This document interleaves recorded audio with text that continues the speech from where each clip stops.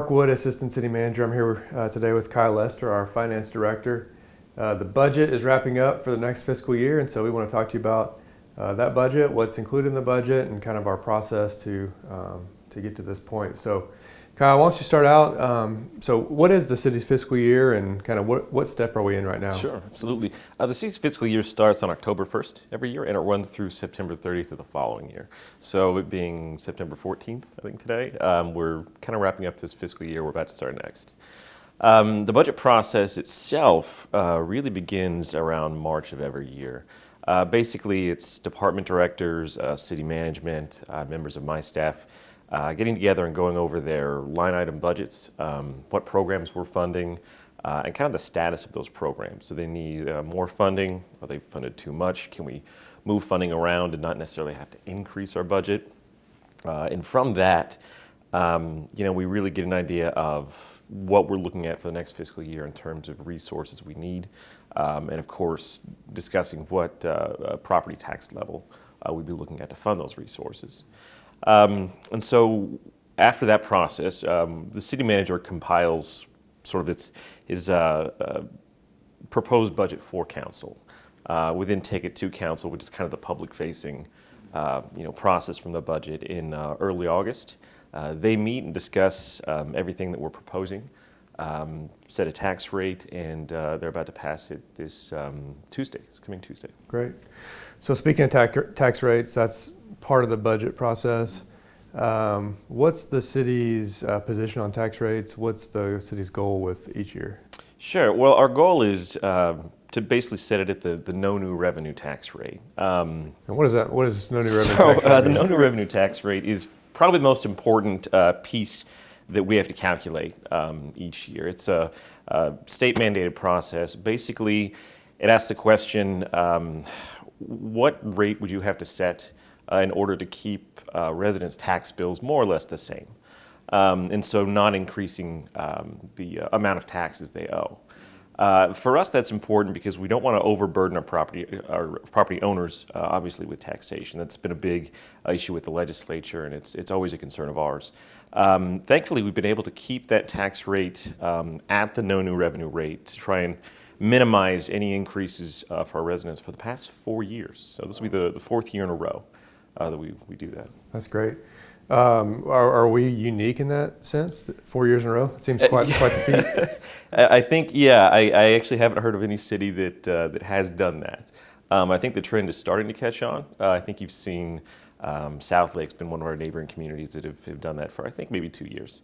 4 years in a row is a pretty unique thing for a city to do. So the no new revenue tax rate, basically, just very simple terms, as property values increase, which they have been doing for the last several years. Property values increase, we set a tax rate to help kind of offset that increase. Is that a simple way of saying? Yeah, absolutely. I think it's a very simple way of accurately describing what that is. Okay, great.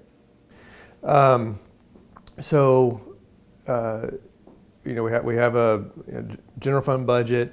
We've got a bunch of different funds. Can you kind of talk a minute about the general fund, utility fund, Sure. Kind of how the budget process works from that standpoint? Absolutely. Well, the general fund is the primary one we always end up talking about, and it's the main one that I think kind of dictates a lot of kind of the conversation, because that one's funded through property and sales tax primarily. And so when we talk about property tax, that's the fund that's going to be affected mostly. That houses a lot of our public safety expenses, public works, a lot of the, I call it the public-facing sort of services that people can kind of see outside. It also funds a lot of administrative costs, my office, human resources, things like that. The utilities fund, pretty self-explanatory, funds any water and sewer operations. And there are a few what we call special revenue funds that come into play as well. The main ones being the Crime Control and Prevention District Fund. That funds a large portion of our police services. And the Community Economic Development Fund. Mm-hmm. Those are both funded. That's always a fun one to say. Community Economic Development. We like to abbreviate it. CEDC and CCCPD. Yeah. And so those are funded by half-cent sales taxes. Basically, for every dollar in retail or for food or anything like that that's spent within the city, half a penny is taxed on that. The retail owners send it to the state, they send us our share. And thankfully, those sales tax dollars have been pretty robust for us the past couple of years, even amid some of the issues, COVID closures and things like that. They've been increasing, and so we've been able to shift the burden from property taxpayers onto other sources like sales taxes, which obviously is a very helpful thing. The CEDC, it does have funding restrictions, and so we fund some special events out of there, parks, library funding, really sort of community type, programs. And so each year we look at how much we can shift away from the general fund in order to keep that property tax rate as low as possible. And the CCCPD, the Crime Control Prevention District Fund. Another acronym. As I said, it's also a half-cent sales tax levied on retail purchases, and it can only be spent on police departments. So this year we've, again, reallocated some funding over there. I believe we moved a few officers over to that funding system. And so that's been really one of our main ways that we can alleviate any further burden on property taxpayers. Okay. So no new revenue tax rate 4 years in a row. You mentioned some of these special revenue funds, CCCPD, CEDC. So utilizing those funds, efficient operations, or increasing in sales tax, are those some of the ways that we're able to do that, no new revenue tax? Absolutely. And you mentioned efficient operations. That's one of the things that I think has been a real big benefit to this city is that, we run a pretty lean staff, and a lot of cities kind of siloed. I'm a finance director, I only do finance, and when I came here, there's a lot of cross-training, there's a lot of employees taking on new roles and wearing new hats, and that all boils down to the balance, the bottom line of the city in terms of financially. Personnel is the most expensive thing you can have, and so by running efficient operations and trying to look at how you fund things and operate programs in a different way, again, that all boils down to a low tax rate. Yeah, absolutely. Yeah, speaking of cross-training, I know you participated as the finance director in our building code review. We've had our fire chief involved in our banking services review. So some pretty unique opportunities. Yeah, and of course having these conversations. Yeah.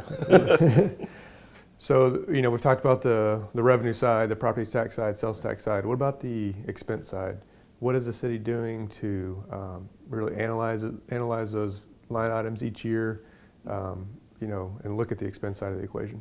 Yeah, well, that's the first thing we really do each year. I mentioned when the budget process starts in March, department directors and staff like you and I get together, and that's what we do. We go line by line and we say, okay, what are we funding? What are we asking taxpayers to pay for, essentially? And I'll monitor that throughout the year. We know if we're kind of going over budget in some programs or under budget in others. And so before we look at increasing any funding, we look at reallocating it. And that's really able to kind of take up most of any potential increases in spending. You can kind of look and just say, well, you know what, we're underspending here, we can move these over. Again, all that boils down to, it sounds like a broken record, but all boils down to trying to keep that tax rate low and bring council good financial news. Yeah, great.